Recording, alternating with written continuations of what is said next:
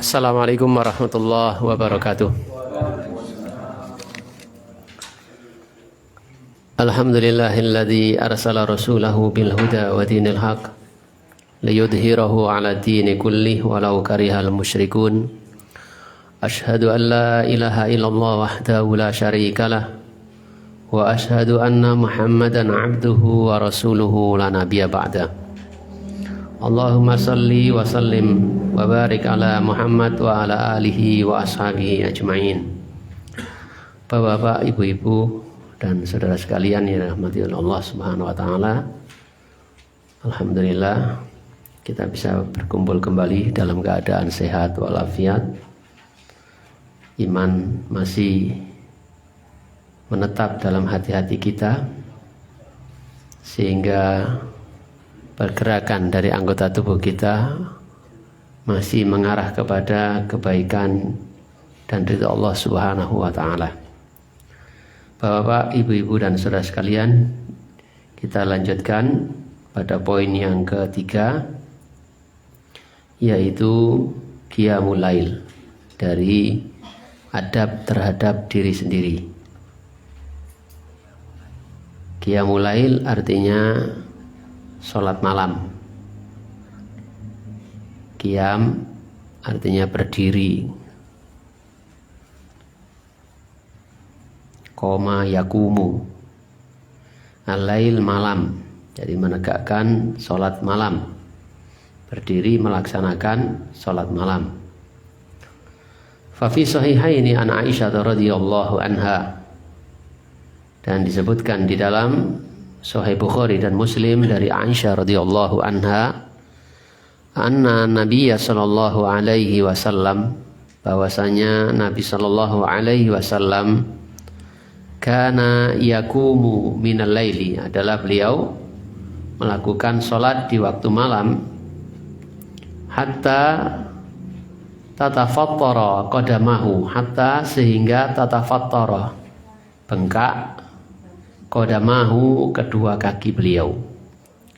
Faqalat Aisyah, lalu berkatalah Aisyah radhiyallahu anha, lima tasna'u hada ya Rasulullah, lima untuk apa atau kenapa, tasna'u engkau melakukan hada yang demikian ini ya Rasulullah, wa qad ghafarallahu laka ma taqaddama min dhanbika wa ma ta'akhkhar, wa qad, dan sungguh, ghafarallahu, Allah telah mengampuni, laka untukmu, dari dosa-dosa, ma taqaddama apa yang telah lalu, min dhanbika dari dosamu, wa ma dan apa ta'akhkhara yang akan datang, yang terakhir. Qala Rasulullah SAW menjawab, afala uhibbu an akuna abdan syakura. Afala uhibbu, apakah tidak ingin, apakah tidak, uhibbu aku ingin, aku senang, tidakkah aku senang, an akuna untuk menjadi abdan syakura, hamba Allah yang pandai bersyukur. Tidakkah aku senang menjadi hamba yang bersyukur? Falamma kathura lahmuhu, falamma, dan tatkala, kathura lahmuhu, kathura telah banyak, lahmuhu dagingnya, artinya Rasulullah SAW semakin gemuk, sholla jalisan, beliau sholat dengan duduk. Fa'idha arada ayyarka'a qoma faqara'a summa raka'a. Fa'idha, dan apabila arada dia ingin ayyarka'a untuk rukuk, qoma, beliau salat dengan berdiri, faqara'a kemudian membaca, summa raka'a kemudian rukuk. Jadi poin yang ketiga ini, adab terhadap diri kita sendiri adalah menjaga spiritual kita, ruhiyah kita, dengan melakukan sholat malam. sebagaimana kita menjaga jasad kita, fisik kita, maka ruhiyah kita, psikis kita juga perlu dijaga. Sebagaimana kita beradab kepada fisik kita, sehingga kita olahraga, sehingga kita makan makanan yang bergizi, makanan-makanan yang bermanfaat untuk anggota tubuh, kita juga beradab dengan menjaga ruhiyah kita, spiritual kita, rohani kita, dengan melakukan sholat malam sebagaimana panutan kita telah mencontohkan. Beliau sallallahu alaihi wasallam tidak pernah lepas dari sholat malam. Walaupun sholat malam ini hukumnya sunnah bagi kita sekalian, tapi Rasulullah sallallahu alaihi wasallam seakan-akan sholat malam itu ada sesuatu yang wajib, maka beliau lakukan setiap malam. Beliau lakukan sholat malam. Jika lagi fit, beliau lakukan dengan bacaan surat-surat yang panjang, rukuknya panjang, sujudnya panjang, duduknya panjang. Beliau lakukan dengan lama, walaupun tidak lebih dari 11 rakaat, tidak kurang dari 11 rakaat dan tidak lebih dari 11 rakaat, sebagaimana Aisyah radhiyallahu anha meriwayatkan bahwasanya Rasulullah SAW sholat malam baik di bulan Ramadan ataupun di luar Ramadan tidak lebih dari 11 rakaat. Beliau lakukan tiap hari. Kalau mungkin lagi kurang fit, ya mungkin capek atau apa, beliau lakukan dengan bacaan surat-surat pendek, tapi pendeknya bukan seperti pendeknya dari sebagian kita. Ya, pendeknya kita itu cepat. Nun Allahu Akbar, Alif Lam Mim Allahu Akbar, enggak gitu, seperti dilanggar di sana. Jadi beliau baca dengan tumak nina, tapi dengan surat-surat yang tidak sepanjang seperti yang beliau baca dari surat-surat Al-Baqarah dan begitu. Kadang-kadang beliau lakukan dengan duduk seperti dalam hadis ini. Dan salat sunnah itu boleh dilakukan dengan duduk, baik dalam keadaan fit, bisa berdiri ataupun tidak bisa berdiri, boleh dengan duduk. Tapi salat dengan duduk pahalanya dikurangi separuh, dapat separuh. Adapun salat wajib maka harus berdiri. Ya, kum qaiman, berdirilah. Ya, berdiri, salatlah dengan berdiri. Jadi ini dimanapun gitu. Kalau salat wajib harus berdiri. Baik di kendaraan ataupun tidak di kendaraan, harus berdiri. Jadi diusahakan betul-betul berdiri. Nggak bisa berdiri dengan jejak, kecuali dengan menggunakan tongkat, ya pakai tongkat, bersandar dengan tongkat. Kalau bisa berdiri dengan jejak, ya, tanpa ditopang yang lain, bisanya cuma sendepel, ya sendepel loh. Yang penting berdiri. Kalau sudah tidak bisa sama sekali, baru boleh duduk. Jadi jika tidak mampu, maka boleh kum qaiman, berdiri, salatlah dengan berdiri. Fa illam tastati fa qaidan, maka jika tidak bisa dengan berdiri, maka dengan duduk. Diusahakan semaksimal mungkin sebagaimana perintah Rasulullah sallallahu alaihi wasallam. Idza amartukum bisyai'in fa'tu minhu mastata'tum. Jika aku perintahkan kepada kalian melakukan sesuatu, maka kerjakanlah sampai batas maksimal yang bisa dilakukan, semampu kalian. Belum diusahakan apa-apa sudah merasa tidak mampu. Lah ini harus semampunya. Walaupun dengan sendepel. Salat kok sendepel. Lho iso ne sendepel, piye maneh? Ya duduk, oh iso sendepel kok. Nah gitu. Nah, walaupun ini salat wajib. Tapi kalau salat sunnah walaupun bisa berdiri boleh dengan duduk. Itu salat sunnah. Dan disinilah pentingnya kita mengetahui tentang hukum-hukum itu, sehingga tidak memaksakan diri dan sebagainya. Kembali kepada pokok bahasan kita ini. Jadi di dalam riwayat ini dibawakan oleh Syekh, ya, menceritakan tentang bagaimana salat malamnya Rasulullah SAW, panutan kita, di mana salat dilakukan setiap hari dan beliau lakukan dengan surat-surat yang panjang, ya sering begitu. Walaupun dengan banyak variasi. Kadang beliau lakukan sholat malam 2 rakaat, kemudian tidur.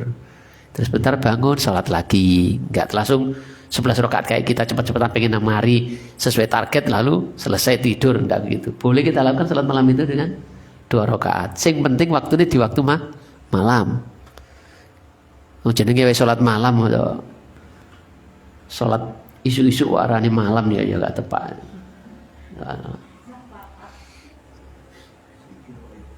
Sholat malam. Demikian pula sholat subuh ya jangan dilakukan sholat malam. Burung wayahe wis adzan. Nah, itu sholat malam itu. Ya.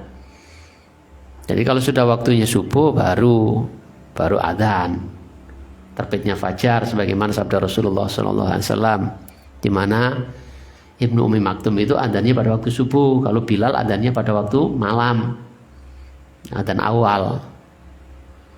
Wayahe orang sahur sampai terdengar adzannya Ibnu Ummi Maktum. Inna Bilalan yu'adzinu lailan, sesungguhnya Bilal itu adzan di waktu malam. Fakulu washrobu, sampai fakulu washrobu, maka makan dan minumlah kalian. Makan dan minum sahur. Hatta tasma'u adzana Ibnu Ummi Maktum, sampai kamu mendengar adzannya Ibnu Ummi Maktum. Ingat, sampai mendengar adzan subuh. Fa innahu la yu'adzinu hatta tattali al-fajr, karena sesungguhnya Ibnu Ummi Maktum itu tidak adzan kecuali setelah terbitnya fajar, yaitu fajar shadiq. Waktu subuh. Fajar yang muncul menyingsing di ufuk timur kemudian mulai merambat terang, bukan seperti fajar kadhib, matirane kadhib, dusta. Karena seakan-akan terang tiba-tiba gelap kembali. Itu namanya fajar kadhib itu dusta. Kadzab, berdusta.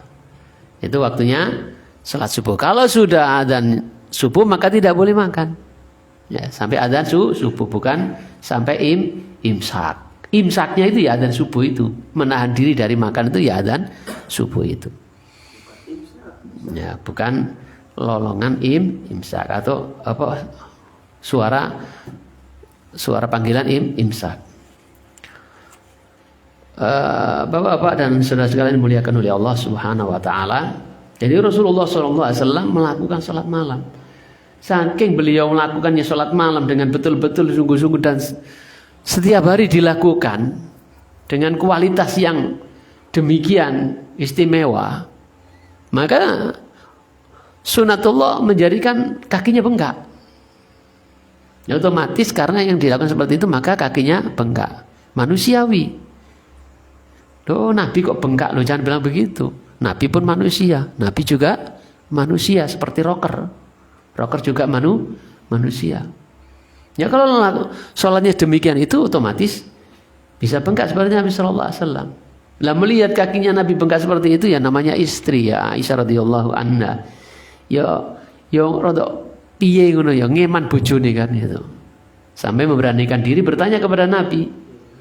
Ya Rasulullah, panjenengan ini orang yang dosa-dosanya panjenengan itu sudah diampuni oleh Allah Subhanahu wa taala. Baik dosa yang sudah dilakukan ataupun dosa yang belum dilakukan Allah sudah ampuni. Kenapa kok sampai sholat kok sedemikian ini ya Rasulullah? Gitu. Itu saking ngemannya kepada si suami kan gitu. Sama niku cari opo gitu kayak Nabi. Kalau minta diampuni Allah itu sudah ngampuni. Kalau sama mau sholat demikian sholat malam itu untuk apa? Allah itu sudah mengampuni dosa-dosanya jenengan. Tapi jawaban Nabi SAW tidaklah seperti yang apa? Ekspektasinya Aisyah. Apa ekspektasi? Ekspektasi. Oh ya, pokoknya ngono. Ekspektasi kan. Tidaklah seperti yang ada dalam benak Aisyah. Ternyata Nabi SAW menjawab, afala uhibbu an akuna abdan syakura. Apa enggak senang jika aku ini termasuk hamba Allah yang bersyukur? Dosa-dosa saya sudah diampuni oleh Allah Subhanahu wa taala. Dosa yang sudah dilakukan maupun yang belum dilakukan itu sudah diampuni Allah. Apa saya enggak senang? Apa saya enggak bersyukur? Saya tunjukkan rasa syukur itu dengan semakin taat kepada Allah Subhanahu wa taala. Semakin semangat beribadah kepada Allah Subhanahu wa taala. Bukan terus kok mentang-mentang. Nah, dari sini Bapak-bapak, Ibu-ibu dan saudara sekalian dimuliakan oleh Allah Subhanahu wa taala, kita bisa mengambil keteladanan dari Nabi kita Muhammad sallallahu alaihi wasallam. Ya. Di antaranya adalah ketekunan beliau sallallahu alaihi wasallam dalam melakukan salat malam. Tidak surut dengan kabar gembira akan diampuninya dosa-dosa. Ini Pak Barikari, perlu ada tantangan ini. Perlu dimusuhi dhisik ngajine iki biar semangat ini. Sepertinya begitu. Perlu dilaporkan ke Pak Inggi dulu ini. Semangat menengaji. Jadi keteladanan pertama yang bisa kita dapatkan dari hadis ini, perbuatan Rasulullah SAW ini, di mana beliau Shallallahu Alaihi Wasallam, kita mengambil keteladanan dari ketekunan beliau Shallallahu Alaihi Wasallam dalam melakukan sholat malam. Beliau tidak surut karena adanya kabar gembira akan diampuni dosanya oleh Allah Subhanahu Wa Taala. Justru itu semakin memacu dirinya untuk semakin tekun di dalam beribadah kepada Allah Subhanahu Wa Taala. Dan semoga kita sekalian bisa lebih mencontoh Rasulullah Sallallahu Alaihi Wasallam. Yang kedua, keteladanan yang kedua bisa kita dapatkan dari hadis yang mulia ini, dari pribadi Rasulullah Sallallahu Alaihi Wasallam, adalah senangnya beliau bersyukur kepada Allah Subhanahu Wa Taala atas nikmat-nikmat yang diberikan kepada beliau. Di mana beliau mengatakan, afala uhibbu an akuna abdan syakura. Tidakkah aku senang menjadi hamba Allah yang bersyukur? Jadi Nabi SAW senang mensyukuri nikmat Allah Subhanahu Wa Taala. Dan semoga kita juga bisa meneladani beliau dengan senang bersyukur kepada Allah Subhanahu Wa Taala, yang merupakan hal yang wajib yang harus kita lakukan, bersyukur kepada Allah Subhanahu Wa Taala. Allah telah menciptakan untuk kita perangkat-perangkat yang sebelumnya kita tidak bisa apa-apa ketika dilahirkan oleh ibu kita, seperti yang Allah Subhanahu Wa Taala firmankan dalam Al-Quran, walladzi akhrajakum min butuni ummahatikum. Dialah Allah Subhanahu Wa Taala yang mengeluarkan kalian dari perut-perut ibu kalian. La ta'lamuna syai'an, tidak ngerti, tidak mengetahui babar belas, lahir perocot, gak punya ilmu apa-apa. Ya, bahkan mendengar saja mungkin tidak bisa. Tidak bisa melihat. Kadang mata terbuka tidak bisa melihat, anak kecil, bayi. Telinga ada, tidak bisa mendengar. La ta'lamuna syai'an. Wa ja'ala lakumus sam'a wal absara wal af'idata la'allakum tashkurun. Dan Allah Subhanahu Wa Taala jadikan untuk kalian pendengaran, penglihatan.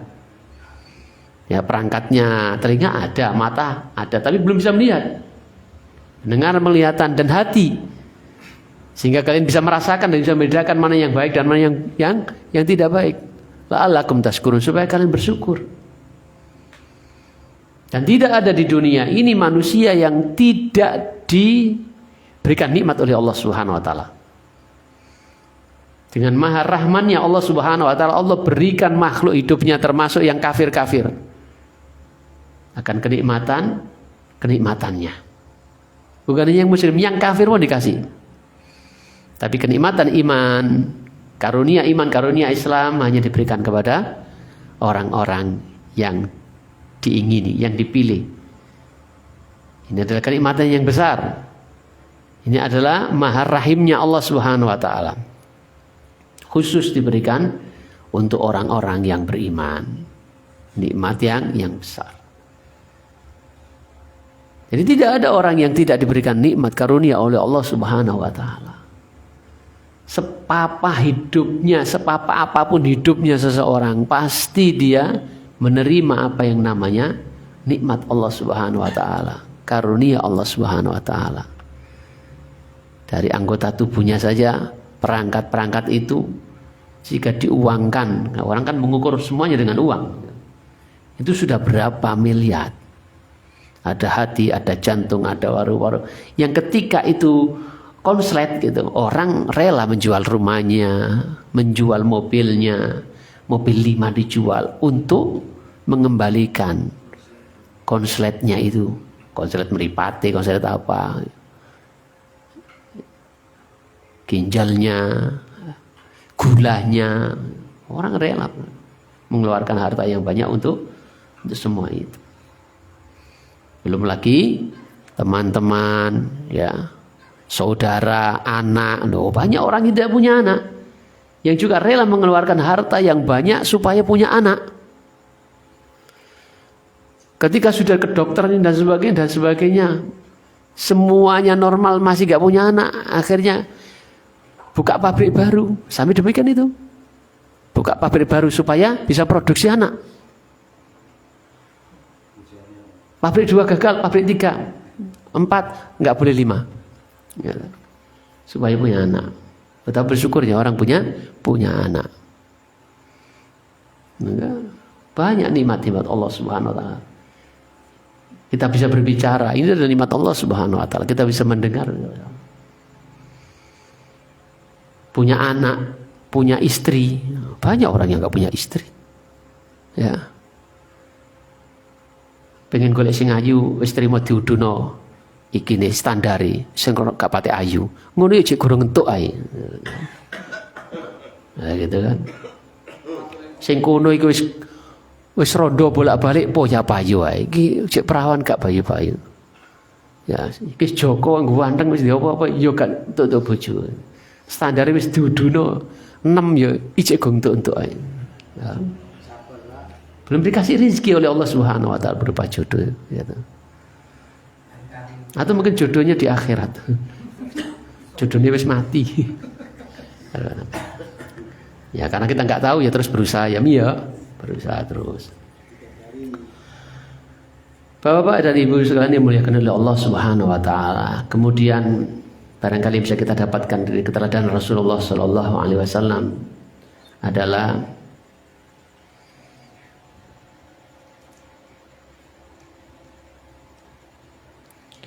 bahwasanya perbuatan itu lebih punya pengaruh daripada kata-kata. Rasulullah SAW melakukan ini adalah bentuk perbuatan yang disaksikan oleh istrinya, mungkin juga disaksikan oleh orang yang melihatnya. Maka ini lebih berpengaruh daripada kata-kata. Ayo sholat, ayo sholat, ayo sholat. Ya. Tapi bapak itu sinetron, nggak ada artinya. Ya, anak disuruh ngaji, bapak nyetel TV. Bojone disuruh budal ngaji, bapak ngosek. Akhirnya kak budal meniran. Banyak seperti itu. Maka keteladanan yang dicontohkan Rasulullah SAW, hendaknya ini menjadi pelajaran bagi kita. Bosnya keteladanan itu dalam mempengaruhi itu lebih punya efek daripada kata-kata. Satu keteladanan itu lebih berarti daripada 1000 kata-kata. Nah, 1000 kata-kata. Begitu kata orang sana. Kemudian kenapa kita harus bersyukur kepada Allah Subhanahu Wa Taala? Kenapa kita harus bersyukur kepada Allah Subhanahu Wa Taala? Satu, karena ini bentuk pengakuan akan ketuhanan Allah Subhanahu Wa Taala. Kita nggak bersyukur, nggak berterima kasih ya hanya kepada manusia, tapi bersyukur yang utama kepada Allah Subhanahu Wa Taala. Maka kita bersyukur kepada Allah Subhanahu Wa Taala dengan mengucapkan alhamdulillah, dengan semakin mantap hati kita. Ini adalah karunia dari Allah Subhanahu Wa Taala, ada min fadli Rabbi. Dan juga kita semakin tekun, semakin taat di dalam ketaatan kepada Allah Subhanahu Wa Taala, beribadah kepada Allah Subhanahu Wa Taala. Ini adalah kenapa kita mesti bersyukur. Yang kedua, kenapa kita mesti bersyukur? Karena bersyukur itu suatu perintah yang wajib kita lakukan. Kenapa kita mesti bersyukur? Karena kita ingin nikmat itu langgeng gitu. Langgeng kita rasakan. Kenapa kita harus bersyukur? Karena kita takut akan adabnya Allah Subhanahu Wa Taala. Di mana orang yang tidak bersyukur diancam dengan azab Allah Subhanahu wa taala, siksaan yang pedih. La in syakartum la azidanakum wa la in kafartum inna adzabi lasyadid. Jika kamu bersyukur, aku tambah nikmatku kepadamu. Kita ingin langgang nikmat itu hingga kelak di akhirat, kenikmatan yang hakiki, kenikmatan yang tidak berubah lagi. Kita ingin ditambah.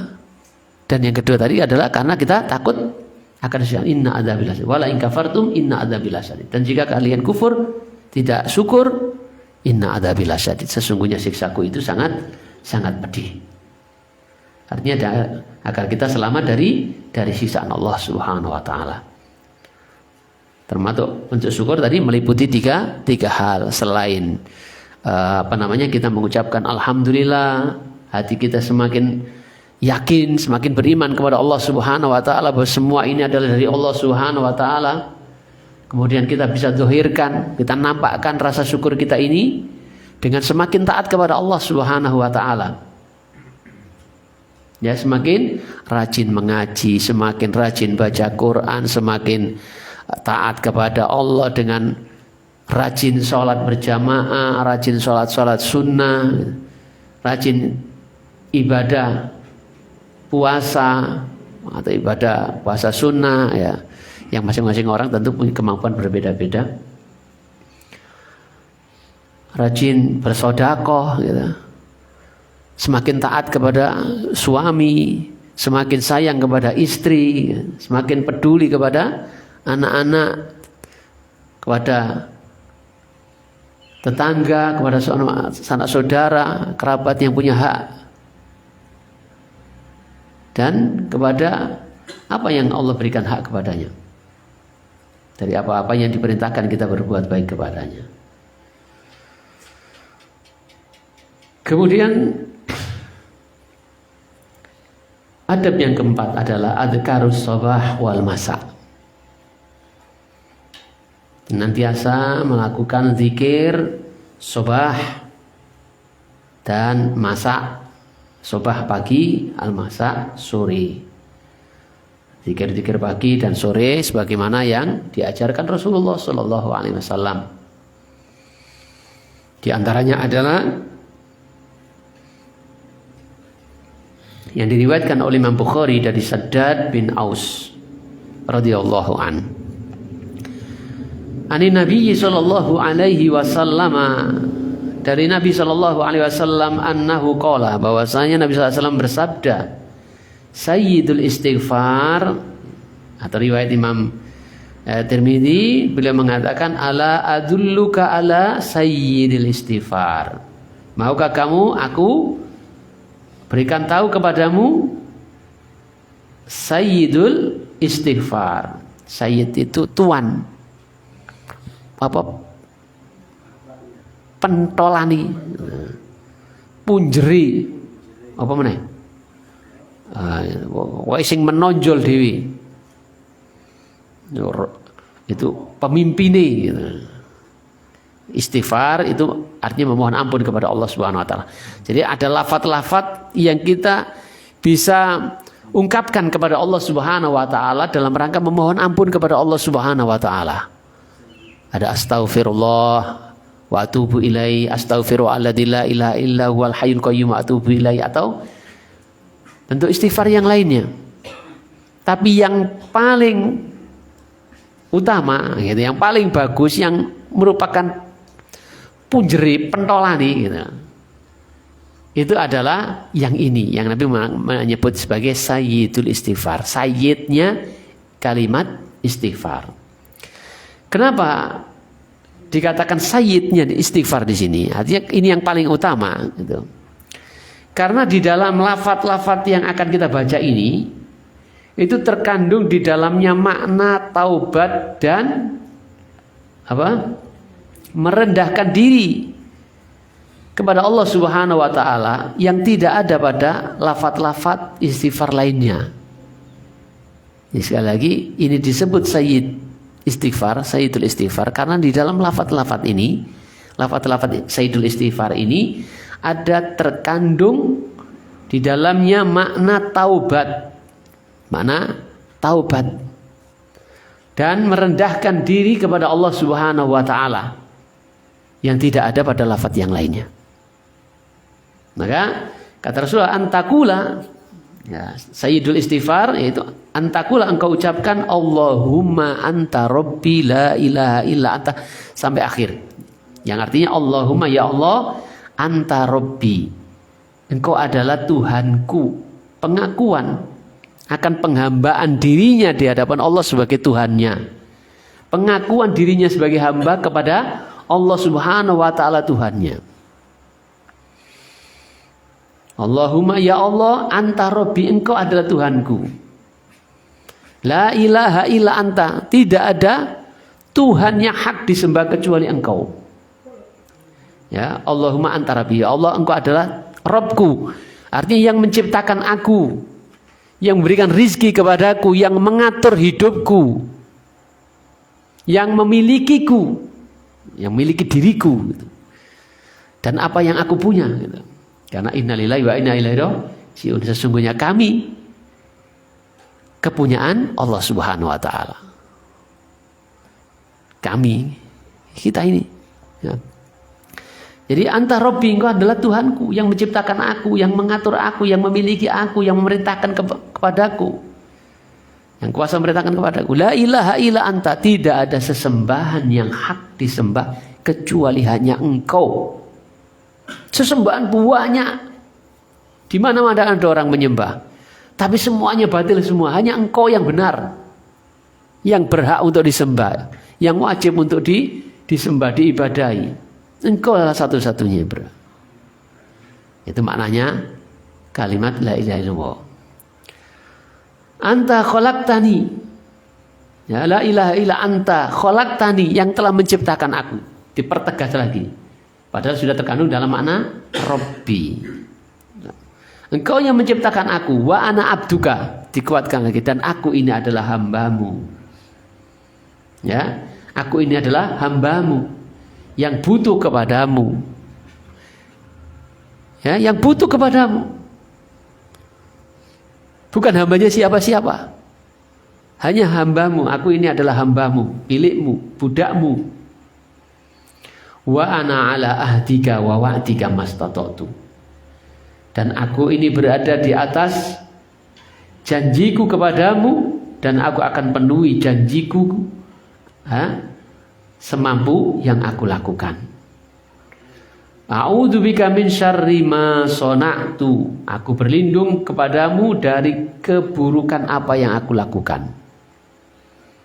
Pengakuan akan kelemahan diri sendiri, sehingga butuh untuk mendapatkan perlindungan dari Allah Subhanahu wa taala dari keburukan yang dilakukan, yang mungkin dilakukan, yang semestinya manusia mesti melakukan.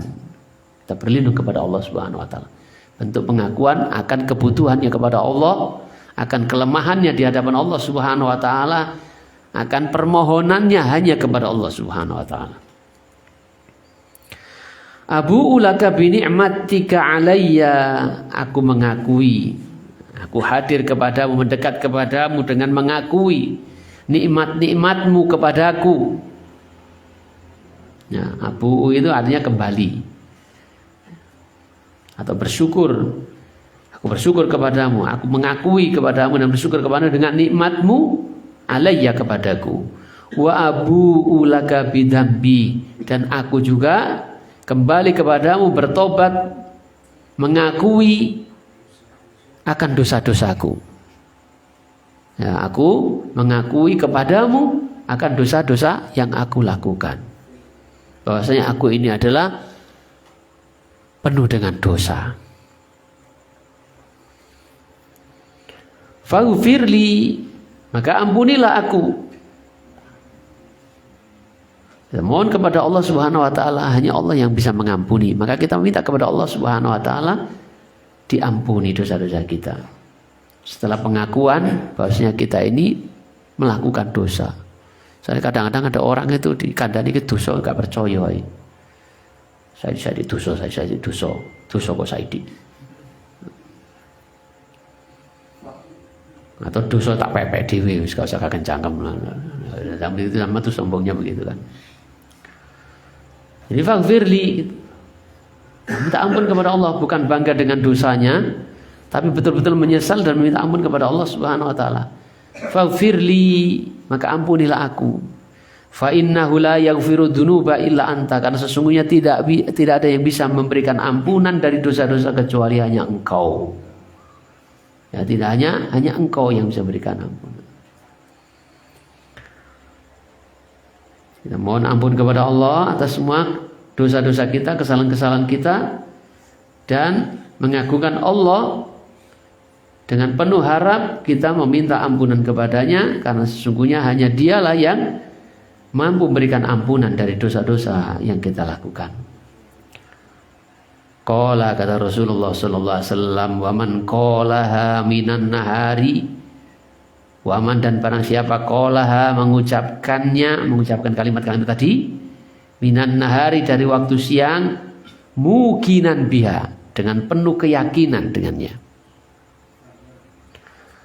Makanya harus dengan hati. Saiso-isone ndonga yo ngerti arti ini. Ya ben sampai hati, apa yang kita baca itu kita faham. Sehingga hati kita tidak lalai. Kalau sudah paham, dijaga hatinya. Antara mulut dengan hati itu selaras. Kita harus usahakan itu. Mana bisa menangis di dalam berdoa kalau doanya hanya di mulut saja. Ya, hatinya lalai. Nggak mungkin bisa menangis. Kan nggak tahu artinya, nggak sadar. Wis pokoknya intinya jaluk sepuro wis. Eling tusuk-tusuknya nangis, alhamdulillah bisa nangis. Semoga dengan tangisan itu tidak disentuh api neraka. Jadi barang siapa yang mengucapkan ini di siang hari, kata Rasulullah SAW, dengan penuh keyakinan, famata, lalu dia mati fi yaumihi, pada hari itu,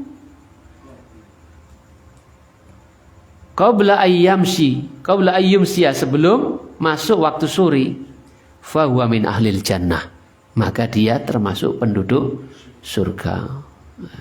Luar biasa kan? Biasa kalimat ini, luar biasa ini. Maka jangan sampai kita lalaikan.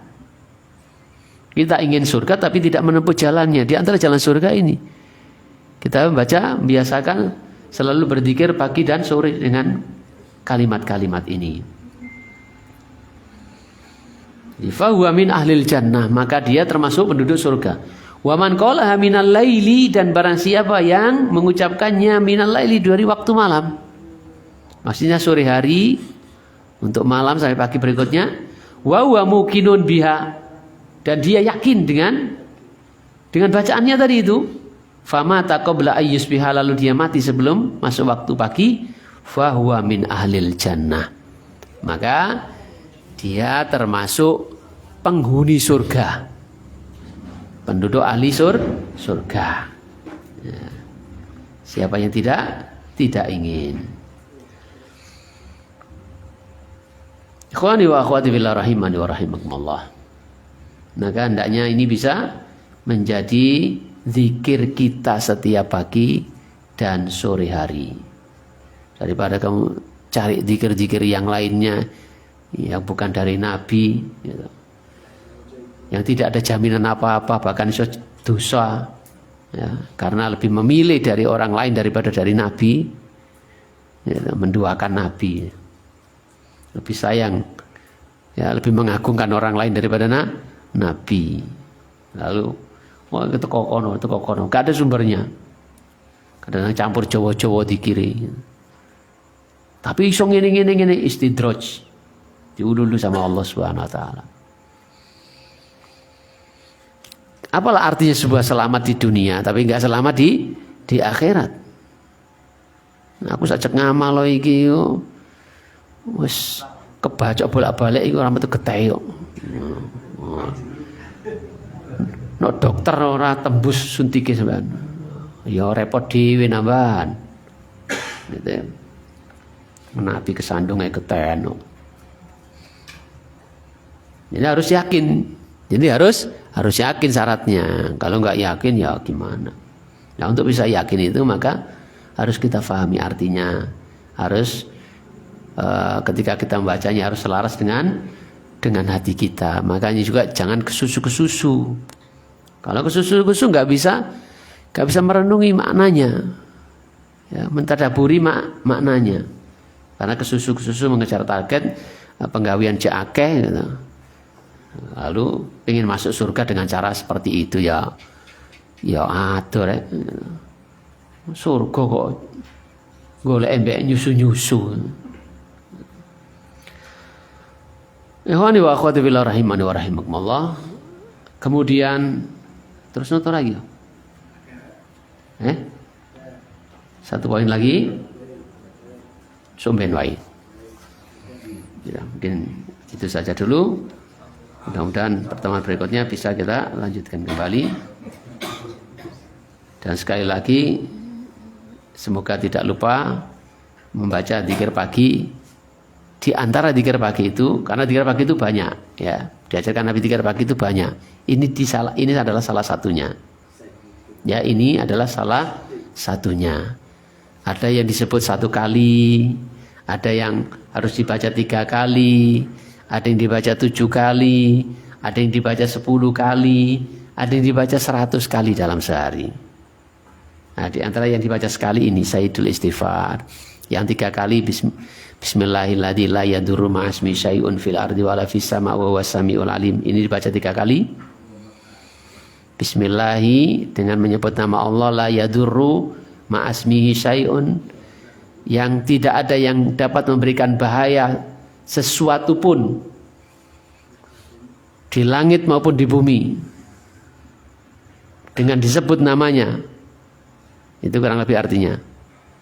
Bismillahirrahmanirrahim, la yadurru, tidak bisa membahayakan, ma'asmi syai'un, bersama disebut namanya, syai'un sesuatu pun fil ardi wala fis sama, baik di bumi maupun di langit. Wa huwas samiul alim, dan dia adalah zat yang maha mendengar lagi maha mengetahui. Mendengar doa-doa kita, mengetahui apa yang ada dalam hati kita, termasuk mengetahui bahaya apa yang mengintai kita. Allah mengetahui dan mau menjaganya. Artinya dengan mendoa bismillahirrahmanirrahim la yadurru ma'asmi syai'un fil ardi wala fis sama, maka dengan kata lain kita meminta perlindungan kepada Allah Subhanahu wa taala, zat yang maha mendengar lagi maha mengetahui, untuk melindungi kita dari segala macam bahaya di dunia ini maupun di akhirat. Tapi yang balik mana, yakin ora ya jenengan. Ya. Nek gak yakin aku ndonga kono kok jadi keplak wong ae. Sampeyan kurang yakin dongane gitu lho. Kurang yakin jadi yakin. Itu dibaca 3 kali. Ada yang dibaca 10 kali. Nah, di antara 3 kali yang lainnya ya Allahumma afini fi badani, Allahumma afini fi sami, dan sampai akhir itu dibaca 3 kali.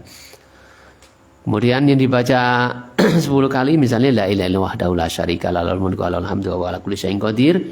Kalau enggak dibaca sekali ya 10 kali atau 100 kali dalam sehari kita. Ya, la ilaha illallah wahdahu la syarika lahu lahul mulku wa lahul hamdu wa huwa ala kulli syai'in qadir. Dalam sehari kita baca 100 kali. Mungkin pagi selawe, ngoro awan selawe meneh, istirahat ngenteni iwak munggah selawe maneh, ngenteni wong tuku pentol tambahi maneh selawe maneh. Insyaallah 100 nyampe. Kadang-kadang sepedahan ngetrok no anajia la ilaha illallah la syarika lahu alhamdulillah wa ala kulli syai'in qadir. Teko kono wis 100 alhamdulillah.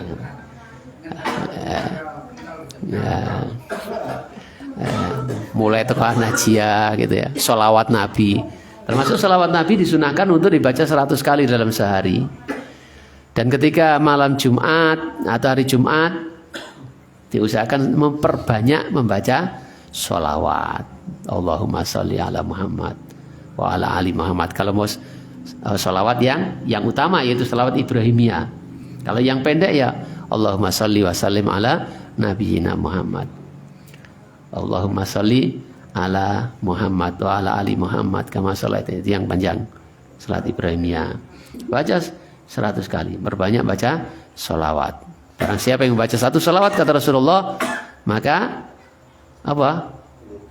Akan dibacakan padanya sholawat 10 kali. Akan sampai kepada Rasulullah SAW sebagaimana jawaban Rasulullah ketika ditanya oleh sahabat. Bagaimana selawat kami akan sampai, selawat dan salam kami sampai kepada engkau sementara engkau sudah di bumi, sudah dikubur. Gitu. Kata Rasulullah sampai. Ya. Jadi keutamaan jam bersolawat. Jadi baca biasa aja, nggak usah ditaboi gitu.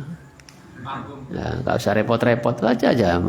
Ketika nyantai-nyantai atau ketika di sela-sela kesibukan kita ya selawat. Ya, nggak usah nggak harus untuk dinyanyi-nyanyikan. Siapa yang mengharuskannya? Nah kalau nggak dinyanyikan itu kurang enak. Gitu. Ya. Malah akhirnya fokus dengan lagunya, nggak fokus dengan maknanya. Gitu. Ya biasa aja dibaca. Biasa. Jadi kita ini adalah orang-orang yang ahli sholawat. Banyak sholawat. Itu dibaca minimal ya 1 kali, ya boleh 10 kali atau 100 kali kalau bisa. Nah biasanya kalau sakit itu mesti banyak gitu, bisa. Gitu. Nggak lewat apa-apa gitu. Soalnya kalau nggak sakit itu biasanya sibuk dengan kesibukan yang banyak lalainya. Padahal semestinya bisa. Ya. Kayak tadi nggak pentol gitu kan bisa biasanya. Gitu. Itu bisa dibaca 100 kali. Dan tidak ada dalam hadis Nabi itu keterangan yang lebih dari itu. Lebih dari disebutkan 100 kali. Walaupun boleh lebih dari 100 kali boleh. Memperbanyak zikir disunahkan. Ya. Untuk memperbanyak banyak zikir disunahkan. Tapi yang disebutkan Nabi dan bentuk jumlah itu 100. Sampai saat ini setahu saya itu nggak ada yang lebih dari 100. Maka dibaca dengan pelan-pelan. Nggak usah sampai hilang maknanya, saking cepatnya. Ini diantaranya adalah zikir pagi. Ya kita juga bisa memberikan kebaikan dengan membagikan teman-teman yang di sini diberikan buku kecil zikir pagi sore dibagi alhamdulillah setiap temannya baca itu sampai dapat pahala. Ayo siapa yang mau sedekah buku zikir pagi? Nah, cepet-cepetan mumpung durung sing disi. Ini adalah kebaikan, ya. Nimbang digawe ndelok orkesan duwe berikan kitab kecil. Demikian subhanakallahumma wa bihamdika asyhadu an la ilaha illa anta astaghfiruka wa atubu ilaik. Assalamualaikum warahmatullahi wabarakatuh.